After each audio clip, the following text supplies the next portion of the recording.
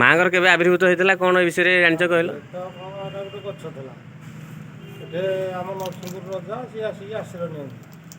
ଠାକୁରାଣୀ ଏଠି ତାଙ୍କୁ ସପନ ହେଲା ଯେ ମୁଁ ଏଠି ଗଛ ମୂଳେ ଗଛରେ ଅଛି ଠାକୁରାଣୀ ବୁଢ଼ାବୁଢ଼ୀ ଆଉ ଏଇଠି ତୁମେ ଆଶ୍ରୟ ନିଅନ୍ତି। ସିଏ ସେଠୁ କହିଲା ଆମେ କେମିତି ଜାଣିଲୁ? ସେଠୁ କହିଲା ହଉ ମୁଁ ଦେଖାଦେଲେ ତମେ ଜାଣିବ ଆଉ। ସେଠୁ ସିଏ ଗଛ ଫାଟିକି ବାହାରିଲେ ଦୁଇ ମୂର୍ତ୍ତି ବୁଢ଼ାକୁ ବୁଢ଼ୀ। ସେଠୁ ପୂଜାବିଧି ଚାଲିଲା। ସେଠୁ ଆମକୁ ସେଠୁ ରଖିକି ଆମ ଜେଜେବାପାଙ୍କୁ ସେଠୁ ରଜା ଆଣିକି ତାଙ୍କୁ ପୂଜାବିଧି କରିକି ଚାଲିଛି ଆଉ। ତମ ଜେଜେବାପା ନାଁ କ'ଣ? ଅନ୍ତସିଂହ ନାରାୟଣ।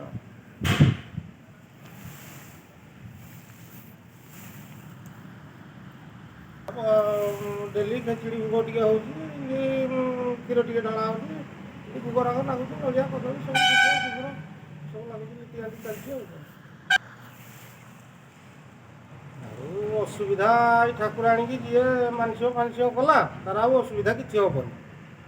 ତାର ଆପେ ଆପେ ହେଇଯାଉଛି। ମାନସିକ ପୂର୍ଣ୍ଣ ହେଲା ସିଏ ଆଣିକି ଗୁଡ଼ା ଘଣ୍ଟି ଘାଗୁଡ଼ି ଯିଏ ଯେଉଁଟା ମାନସିକ କରିଥିବ ସେଇଟା ଆଣିକି ଦେଉଛନ୍ତି ଆଉ କ'ଣ। ହଁ ଏଇଟା ଅନ୍ ଅଛି।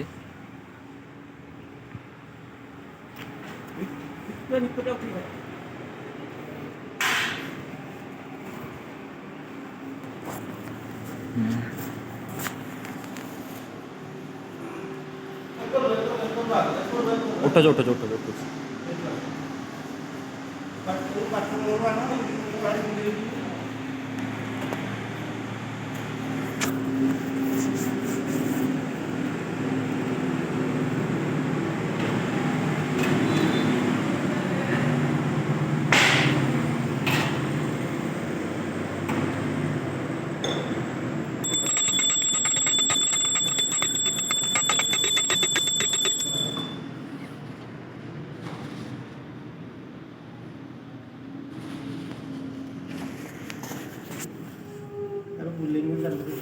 ବୁଲେଇ ଦେଉଛି।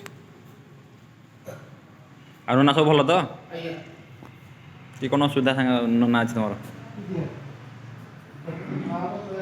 ହଁ ମ ହଁ।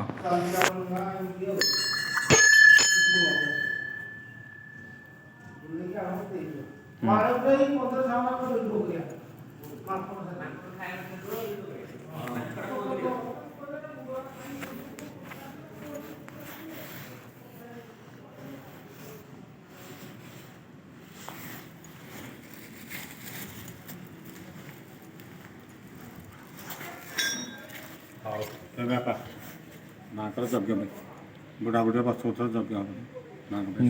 ବଡ଼ା ଦେବେ ସେ। ହଁ ହଁ